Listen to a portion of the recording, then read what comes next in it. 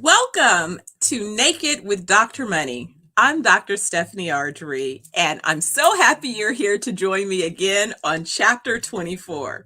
Last year, I had the big idea that I wanted to launch a vlog where I shared a little bit of my personal journey as the CEO of ZenoVerse Wellness Group. It's a fun journey. Whenever you're starting a startup, the CEO's job is to set the vision, determine what type of capacity is necessary to execute, and more importantly, find the capital. And any of you that have been on the journey of raising capital, it's always a fun and interesting journey. I liken it to kissing frogs, right? You have to kiss a bunch of frogs before you find your prince. Pucker up. So along that journey, I found a way to keep myself going, to humor myself, because guess what? I expect to be in this role for a long time. So this is just kind of part of the job description. So it's one of those that you just have to keep doing. And eventually you get great at it, right? Practice, practice, practice makes perfect. So I've been preparing. And so now it's about executing. But anyway, the thing that I love about my vlog is I get to talk about one of the topics that I have definitely invested a lot of time and energy around, and that's thought leadership around mindset. And it was last year actually that I was thinking about, and I think I had a little bit of an aha moment where I realized that I had been using Maslow's hierarchy as a bit of a reference point. And what I noticed is the hierarchy is triangular, and along the bottom where you usually begin is where you're focused on basic needs being met, right? And so I always remind myself as I advanced, if I kind of fell back down, that I'm like back to kind of basic needs being met. But at the top of the triangle is where you begin to focus on self actualization. And I guess the premise is that once you've taken care of the various levels preceding self actualization, that is the highest level of development. Well, it really occurred to me last year that really, if we began and if we inverted the triangle and began working on mindset at the beginning, that mindset would allow you to produce everything else that you want to produce along your journey. What I mean by that is we hear all of these little sayings like the glass is half empty or the glass is half full. It's the same glass with the same amount of liquid. The only difference is how you choose to perceive that glass, which is the same thing about life and your life experiences. Your mindset determines if you see that glass as half full or half empty. Well, today, as part of chapter 24, I'm excited. I have my first guest of the year. I'm going to introduce you to Tiffany Gorman, who I haven't had a chance to have a conversation with in a few moons. But Tiffany and I were first introduced by her mom and dad, her parents, and namely her mom has been a great friend and mentor and colleague along my own journey. So I like to say that I got an opportunity to watch Tiffany as she's evolved into her own life and family and motherhood as well. And it's just been a nice extension of that journey. But before I bring Tiffany on, I'm going to tell you just a little bit about what she's up to. Because the last time I was checking in with Tiff, she was involved with her business as a chef. And of late, she has really, she describes herself as a birth educator, a doula, and a poet. And I'm sure some good tastes are woven into that as well. But she defines herself as a child development specialist, and uh, her involvement in supporting and healing families. And of course, I have my own passions and thoughts around that process. I've often shared, the intention I set around the womb experience with bringing forth my own child. And then I know that there's a lot of conversations about how do we safely and effectively bring forth new life in such a way that it's a wonderful experience, but also it sets the course for not only the new baby, but also for the parents who are the reason for that new life coming to join us. So without any further ado, I want to bring on Tiffany. Hi. Thank you so much for having me. I truly appreciate this. It's a great way to start the new year. Oh, it's my pleasure. I've been so excited. I was so excited when you said yes. Looking forward to the day. So glad that you can join me. And I already got the news flash. We're not going to talk about any weather, even though weather is an interesting thing. We're going to leave weather out of the conversation. Talk about wanting to keep our motivations high. But tell me, the last time I had caught up with your mom, you had were focused on your career as a chef. And since then, you've pivoted a little bit more into early child development. What inspired you to make that change? And tell us a little bit about, what you find yourself, not only your experiences, but, what are you seeing? Sure. So my daughter must have been around 4 years old, and I actually was fired from a job, and I had been asking God to place me someplace else. I said, I don't want to be here anymore, but I wasn't specific. So he was like, great. And I got fired. So I wasn't there anymore. Be careful what you ask for. To be specific. So I went to my daughter's preschool and I did a demonstration for her classmates on making pretzels. And so I had them playing with the dough, making the pretzel shapes. And I was like, this is fun. I've always liked little people. Like, I think I could work with little people. And that was in maybe June of 2011. And by September, I was enrolled at City College of Chicago in their child development department. And from there, just went straight forward. Started working in a daycare as an infant teacher. Did that for several years, 5 years or so, left, became a nanny. And as I was a nanny, I had the time to go to graduate school and get my master's in early childhood development. So it's definitely been like, a 10-year journey to get here. But it's a journey that when I look back on my life makes so much sense because I have been taking care of babies my entire life. I've always been around babies. I've always babysat. I've always had somebody on my hip, somebody on my arm. So it just makes sense that this is what I'm doing now.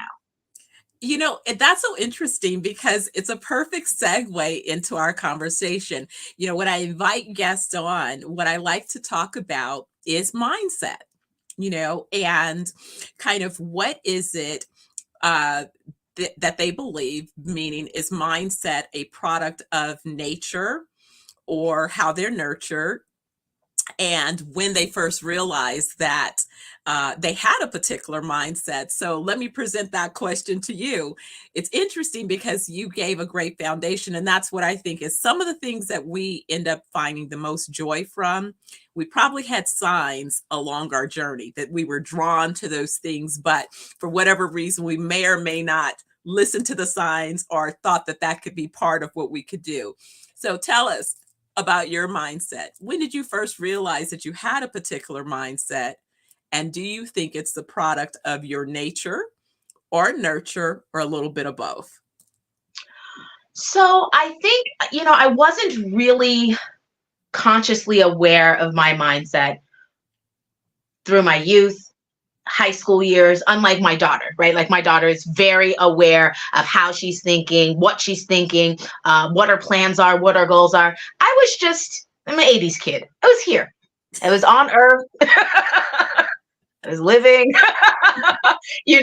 I went to college because you're supposed to.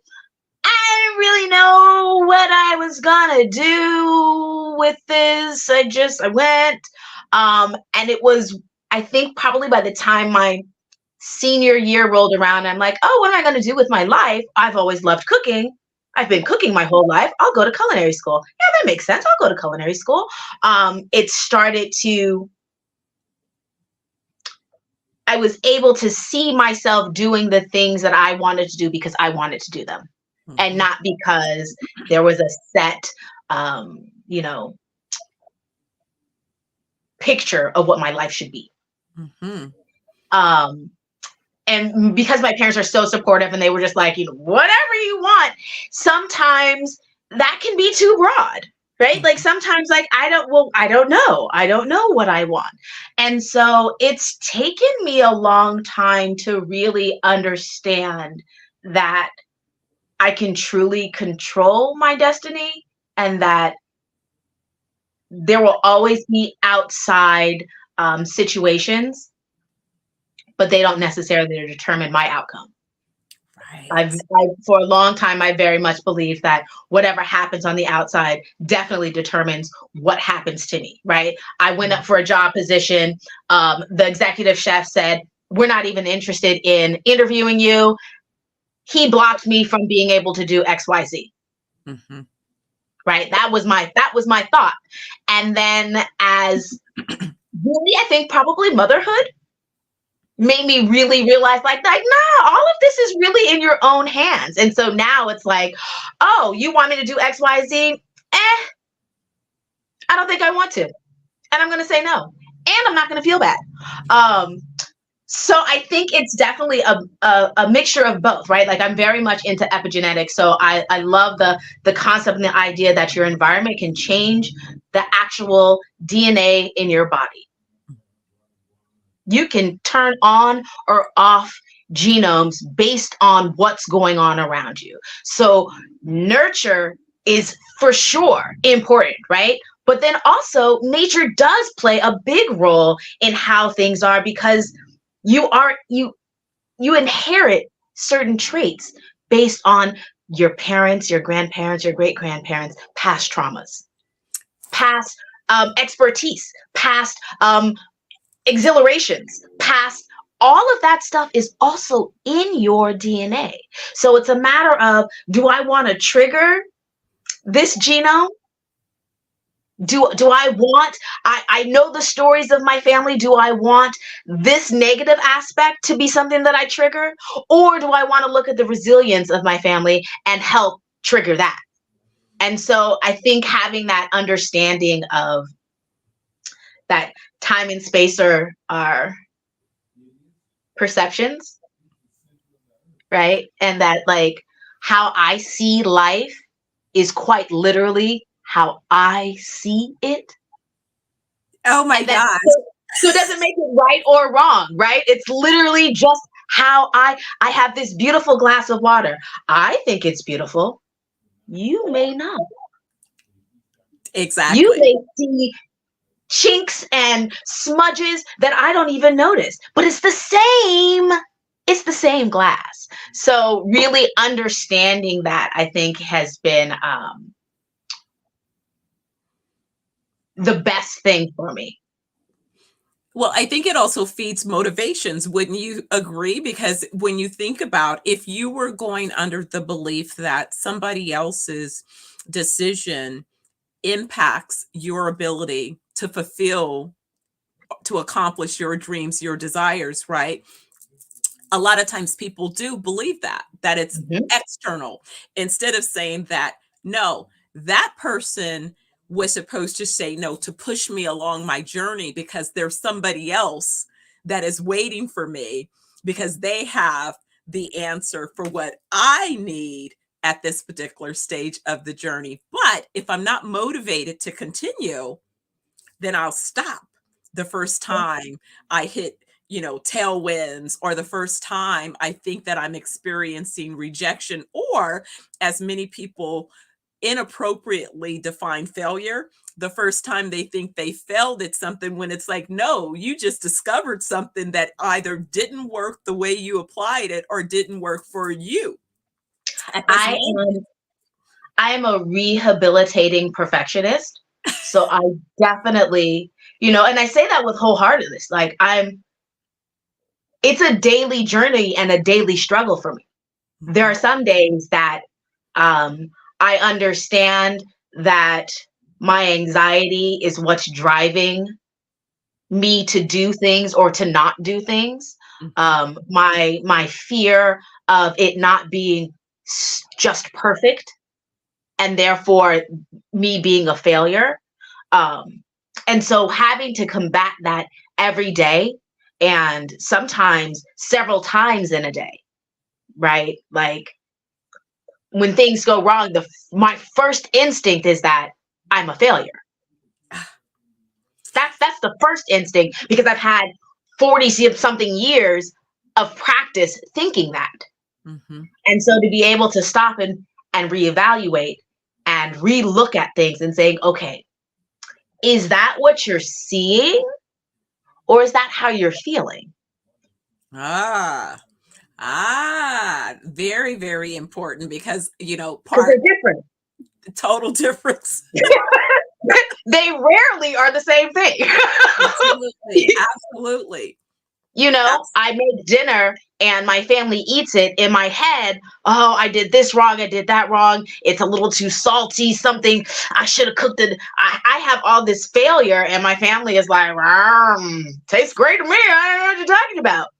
Right? So what am I seeing? Am I seeing the facts in front of me, or am I feeling?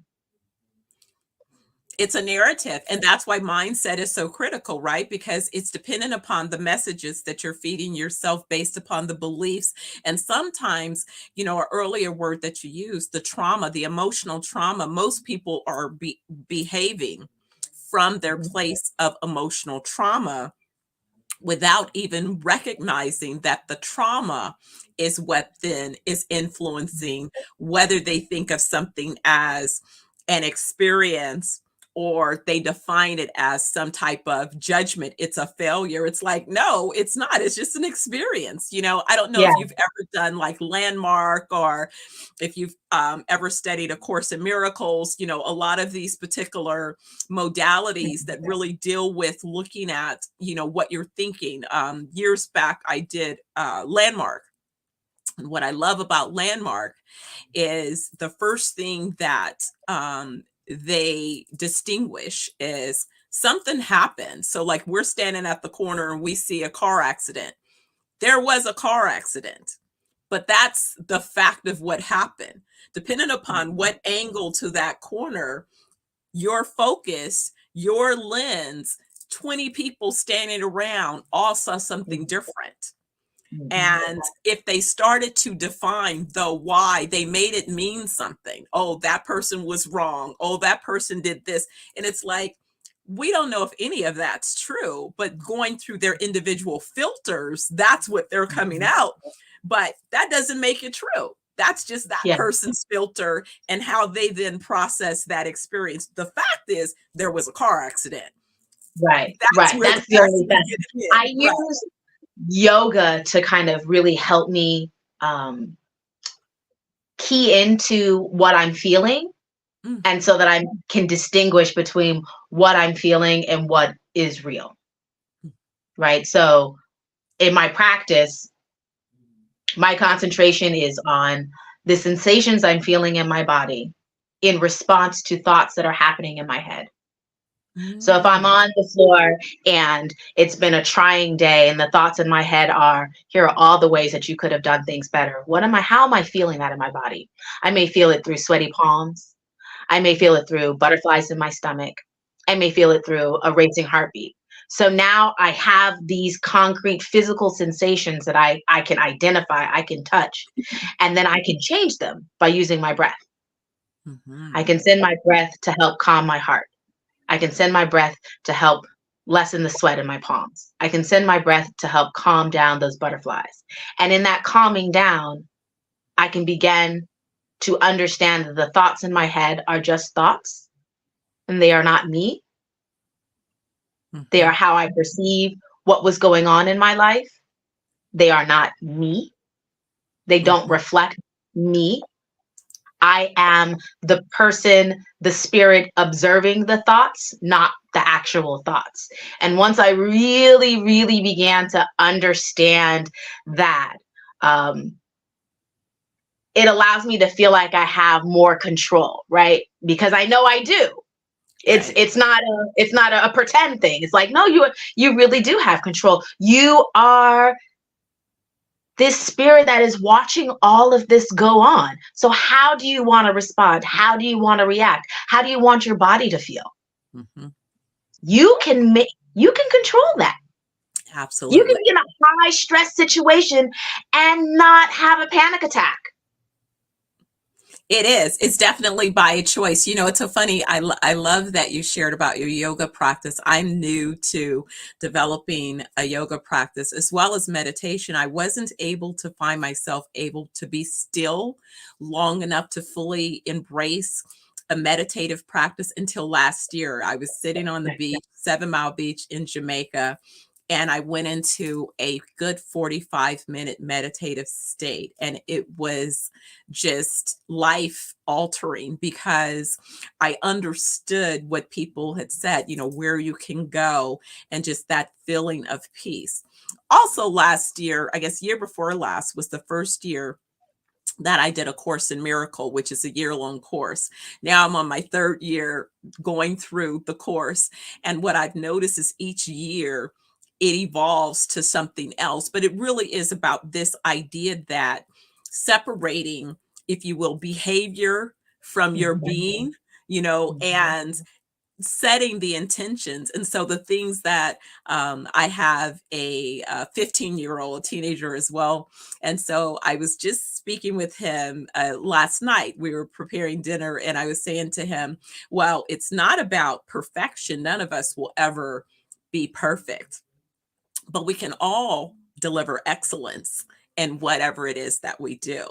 And we can deliver excellence because we're able to quantify and set a benchmark of what defines that particular excellence. And it doesn't mean that it's a fixed destination because we can always continue to move the marker on what further determines, you know, excellence, right? But you know, it doesn't take away from who you are as an individual. It's about the behavior that you choose to take on. And so just really wanting to give him this gift early along his journey. You know, it's the same conversation I have with my son Sterling, who's 26 now, is about the importance of separating behaviors, you know, from your beliefs and who you are. And so even setting the intention, because I told him, I said, you know, what I notice is every morning, if I stay in bed as soon as my alarm wakes up and allow myself a moment to set the intention for the day, that begins with reminding myself that I am whole, perfect, and complete because I was made that way. Right. And so just setting an intention that my day is going to be outstanding, right? Before I even let my feet hit the floor. And I noticed that hands down, it makes a difference. It makes a huge difference. You're amazed. Yeah. Right? Well, you know, we do children a disservice because oftentimes we label their behavior as them. Yes. And so they take that into adulthood. And then when they become adults, we tell them, why are you doing that? Why are you connecting your behavior to who you are? It's not. But literally when I was 5, you told me I was bad. You literally told me I was bad because I did something wrong. And now at 30, you're telling me I shouldn't believe that I'm bad when I do something wrong. Yeah. But you didn't set me up. Right. To understand that. And so we have, you know, this whole generations of adults who are trying to undo those messages that we were given as children. You know, it's something that I try to tell my parents, and I definitely did with my daughter. I would distinguish your Mhm. behavior today was unacceptable. Right. You are always a wonderful person. Yes. Yes. Sometimes your actions are deplorable. And we can all have that. We can all have a bad day, And we can that's all human. have them. But it has nothing to do with who you are and your value as a person. So she understands she can make mistakes. Yes. Yes. And isn't that a gift? Because It I think the is. second that we remove this ideal of perfection, then it really is freeing because truthfully, innovators, if you are an innovator, you cannot innovate if you have this idea that it has to be perfect. You will Right. not take risk. You Right. must take risks. You must be willing to break some things. You must be willing to figure out what doesn't work in order to get to what does. Yep. And when we don't give that as the foundation as children, it's so much harder to learn it as an adult because you go back, and I'm a testimony to that. I go back to those youthful thoughts of, if it's not perfect, I'm a failure. I was a dancer, so like there was no room for mistakes, right? It was perfection or nothing.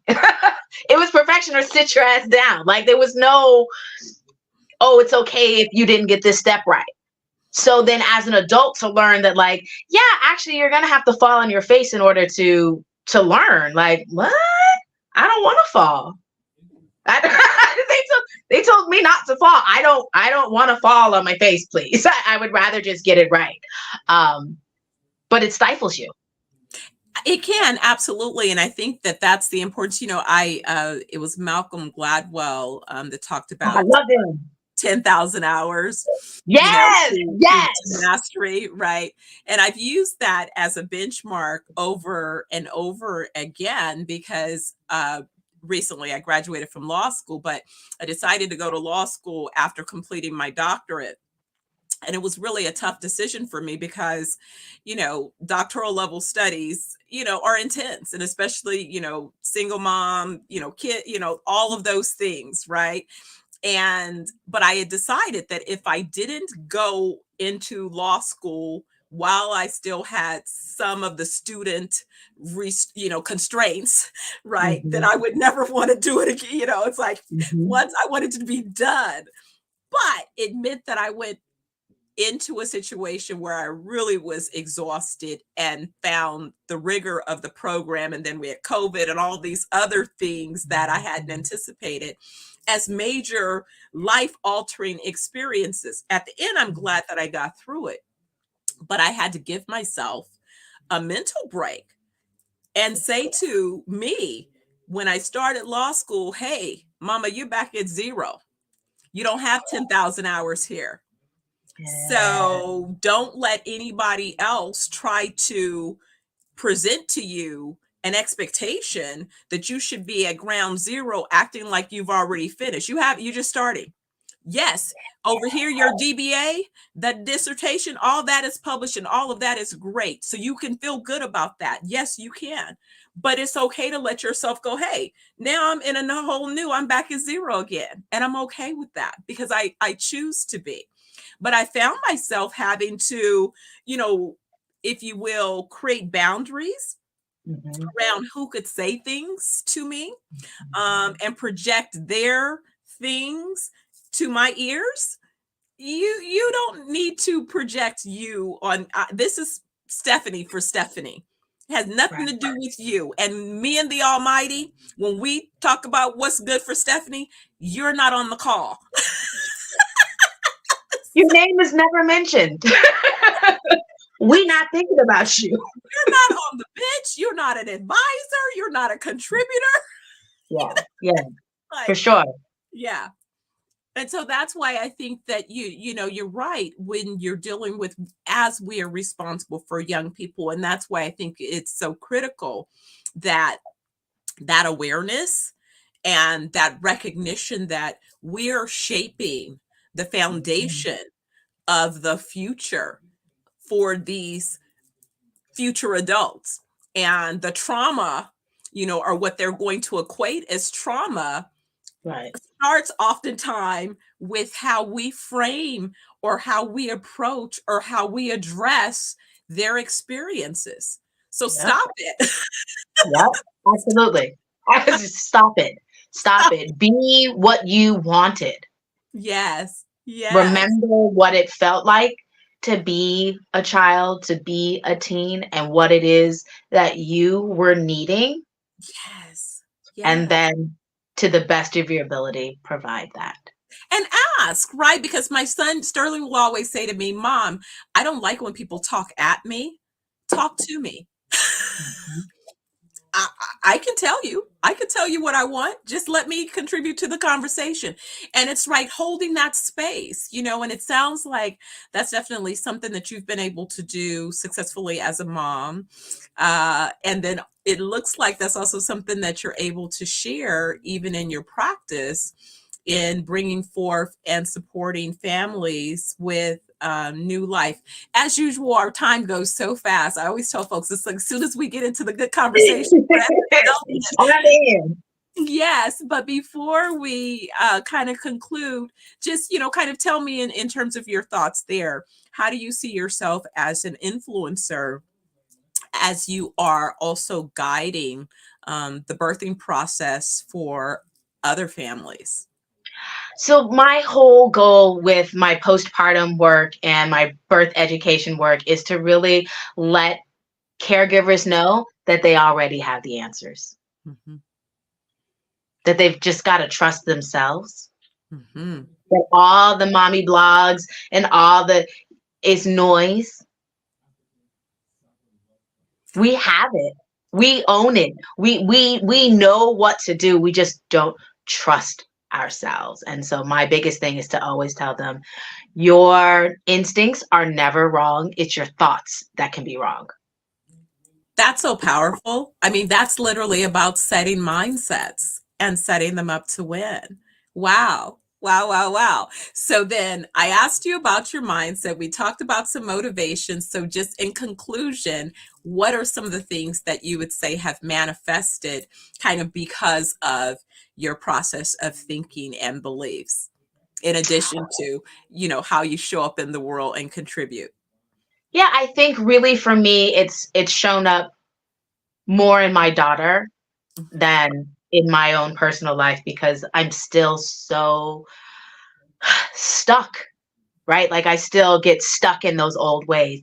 But the things that I have wished, thought about, concerted my efforts, focused my energy on with her are just coming true every day that I talk to her, from where she's at in school, from who she picks for her friends, from the things that are important to her.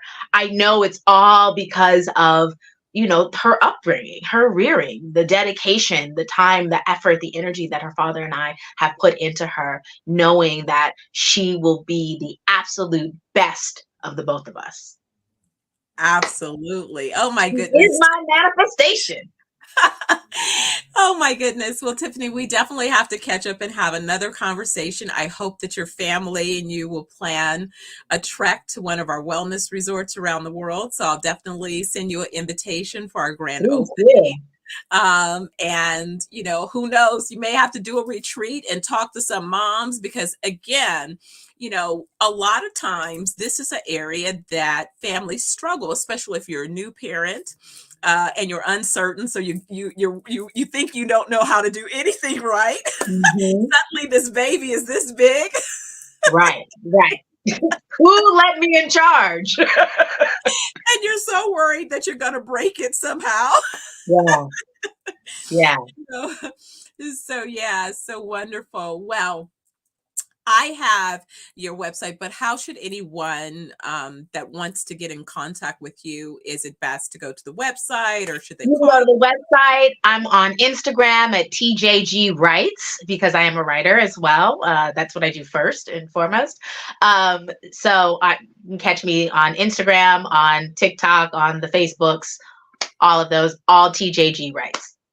Perfect. Perfect. Well, again, thank you so much for joining me today. Thank And you. I look forward to catching up again, and say hello to the family, and we'll be in contact. Will do. Thank you so much for having me.